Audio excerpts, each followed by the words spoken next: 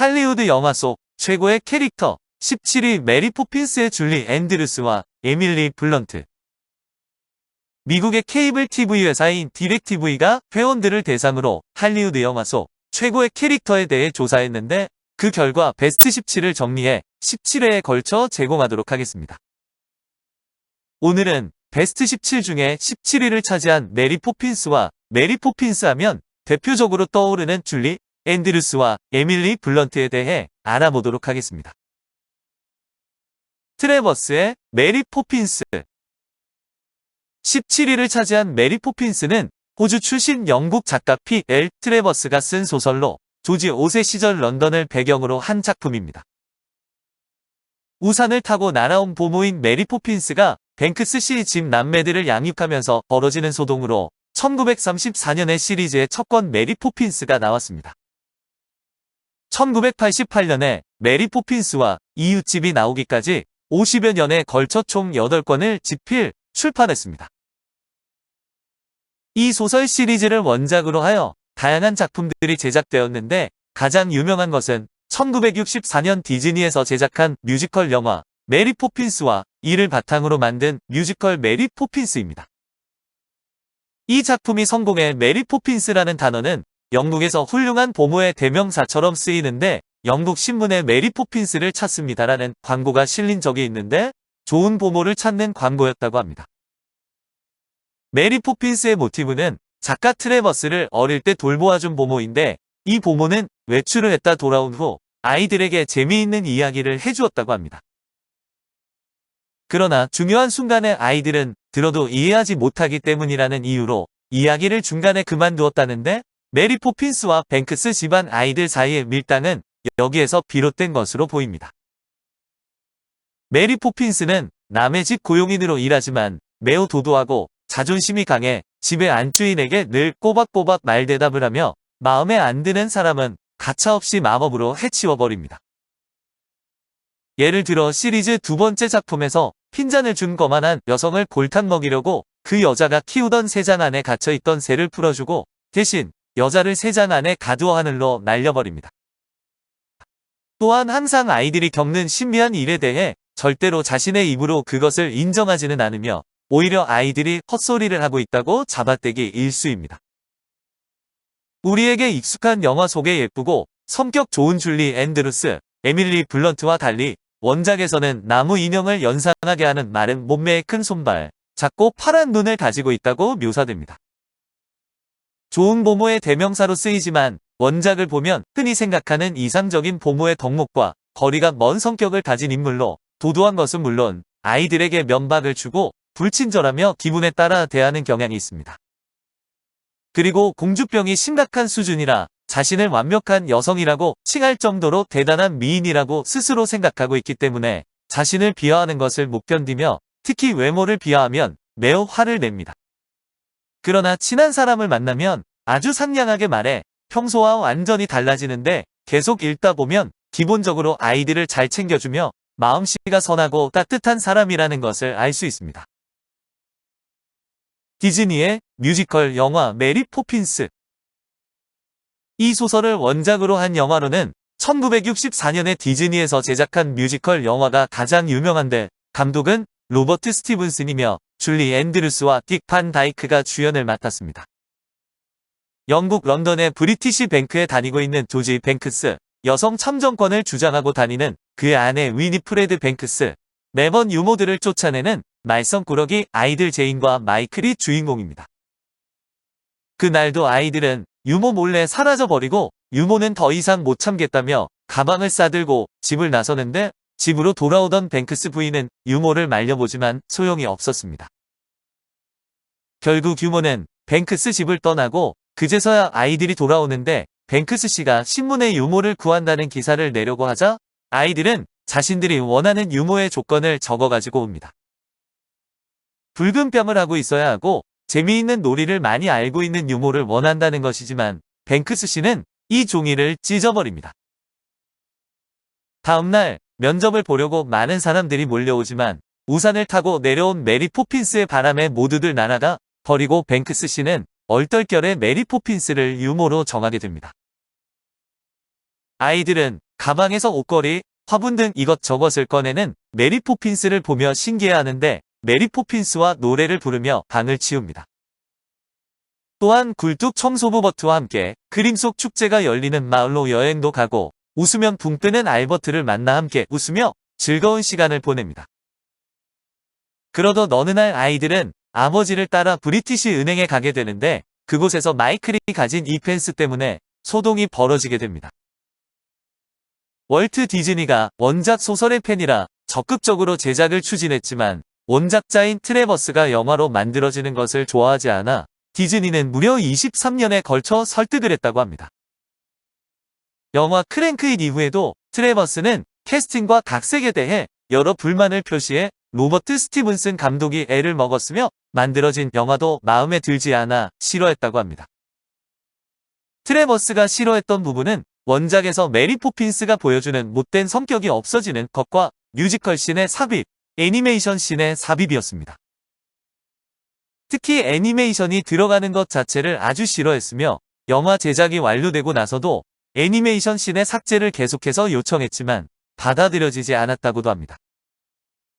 결국 디즈니가 속편 제작을 계획하고도 원작자 트래버스가 제작을 절대 허락하지 않아 속편 제작은 무산되었는데 이후 뮤지컬이 제작될 때는 누구도 제작에 개입하지 못하도록 하기도 했다고 합니다. 제작 당시에 최신식 특수효과들을 도입했는데 디즈니는 이 영화를 위해 페트로 블라우스라는 과학자에게 새로운 영상 합성 방식을 주문했다고 합니다.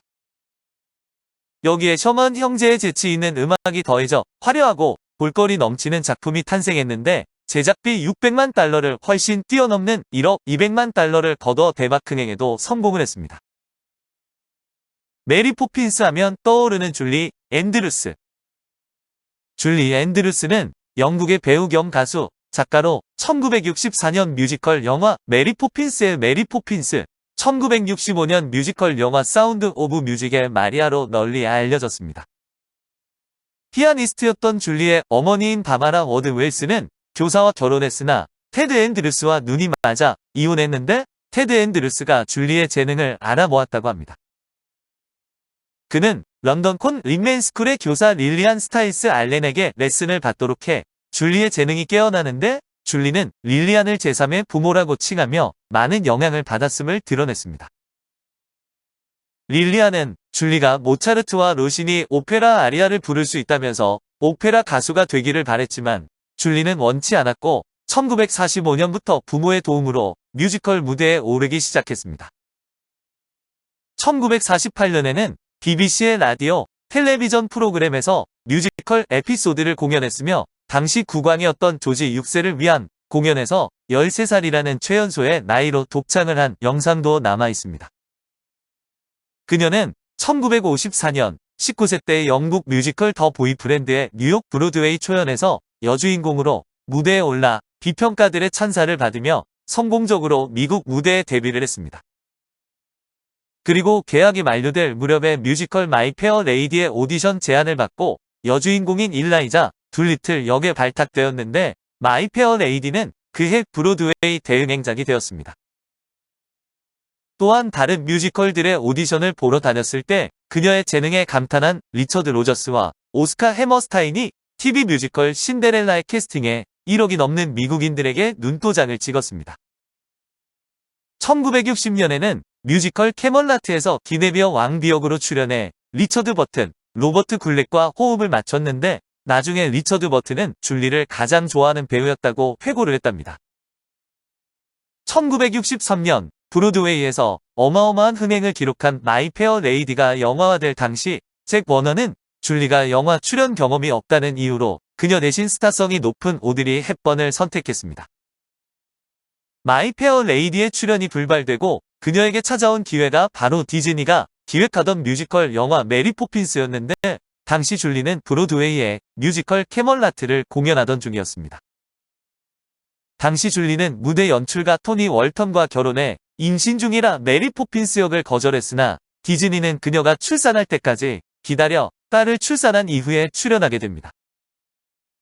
영화는 대박을 쳐서 줄리는 1964년 아카데미 시상식에서 스크린에 데뷔하자마자 아카데미 여우주연상 후보에 올라 수상했고 골든 글로브 뮤지컬 코미디 부문 여우주연상도 수상하는 영예를 안았습니다. 골든 글로브 시상식에서 줄리는 자신을 마이 페어 레이디에서 탈락시킨 잭 워너를 향해서 마지막으로 훌륭한 영화로 저를 인도해 주신 미스터 잭 워너에게 감사드립니다라고 한 방 먹였답니다. 여담이지만 디즈니가 생전에 제작한 영화에서 아카데미 여우주연상에 노미네이트되고 수상까지 한 배우는 줄리가 유일하다는데 이듬해 자신의 최고 대표작이 된 사운드 오브 뮤직을 만납니다. 메리 포핀스에서의 연기를 보고 감탄한 로버트 와이즈 감독은 그녀를 여주인공 마리아 본 트랩 역으로 캐스팅했고 영화는 1965년 개봉 할리우드 영화 중 가장 큰 흥행 수익을 기록했습니다. 마리아 역으로 줄리는 골든 글로브 뮤지컬 코미디 부문 여우주연상을 2년 연속 수상했고 아카데미 시상식에도 2년 연속 여우주연상 후보에 오르는 기염을 토했습니다. 1966년에는 그의 최고 흥행작이 된 영화 하와이에 출연해 3연속 대박을 치며 폴 뉴먼과 함께 알프레드 히치콕의 영화 톤 커튼과 소럴리 모던 밀리에서도 큰 흥행을 거두었습니다. 그러나 줄리의 흥행 신화는 이후 대대적인 흥행 실패로 주춤거리는데 로버트 와이즈 감독의 연출작인 거트루드 로렌스의 전기영화 스타에 출연했으나 커리어에서 가장 큰 실패작이 되었습니다. 이 무렵에 그녀는 첫 남편인 토니 월턴과의 이혼 후 영화 티파니에서 아침을 감독한 블레이크 에드워즈와 재혼했는데 남편이 감독한 미래도 흥행에 참패를 했습니다. 1970년대에 몇몇 영화에 출연했는데 60년대 대흥행에 비교하면 못 미치는 성과를 거두었지만 1974년에 오마 샤리프와 찍은 열애는 성적이 나쁘지 않았습니다. 이때 영화 출연 대신에 TV에 자주 출연하고 각국을 돌아다니며 콘서트 투어를 해서 커리어를 이어나갔고 자신의 이름을 단 더 줄리 앤드루스 아워라는 뮤지컬 TV쇼로 에미상도 수상합니다. 그 후에 1982년에 코미디 뮤지컬 영화 빅터 빅토리아로 그동안 영화 슬럼프를 극복하고 재기에 성공했는데 오랜만에 세 번째 골든 글로브 뮤지컬 코미디 부문 여우주연상을 수상했습니다. 이후에도 그녀는 TV와 뮤지컬, 영화, 공연 투어 등 활발한 활동을 이어나가 데츠 라이프와 UFO1이란 영화로 골든 글로브 드라마와 코미디 부문 여우주연상에 더블 노미네이트 되기도 합니다. 그러나 1997년에 빅터 빅토리아의 브로드웨이 공연 이후 자주 쉬는 목소리 때문에 뉴욕 병원에서 수술을 받았는데 의료사고가 발생해 4옥타브를 오가던 고음 발성 능력이 사라지고 말았습니다. 단순히 고음만 낼 수 없어진 것이 아니라 평소 말할 때의 목소리도 약간 쉰 듯한 목소리로 바뀌어 계획 중이던 공연 투어, 앨범, 노래를 하는 역할을 비롯한 많은 것을 포기해야만 했습니다. 그녀는 병원을 의료사고로 고소해 승소한 다음 얻은 돈을 전부 기부했고 매사추세츠 주립병원에서 수술과 치료를 받아 말할 때 목소리는 회복했으나 과거처럼 고음은 부를 수 없게 되었습니다.